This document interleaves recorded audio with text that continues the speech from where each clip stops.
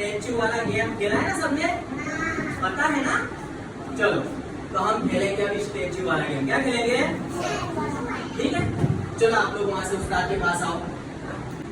Statue start. Statue, उस्ताद ने क्या बोला? स्टैच्यू। किसने बोला स्टैच्यू? तो ये चल रहे थे तो क्या हो गए? स्टॉप हो गए, रुक गए। क्या हो गए? रुक गए। उस्ताद ने इनको क्या किया? रोक दिया। क्या किया? स्टार्ट, स्टॉप, रोक दिया। क्या किया उस्ताद ने?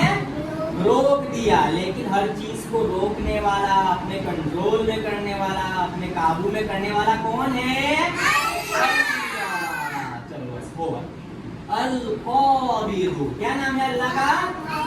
बोलो सब, 3 टाइम बोलो। अल क़ादिर, अल क़ादिर। अल क़ादिर का मीनिंग क्या है? रोकने वाला। क्या? रोकने वाला।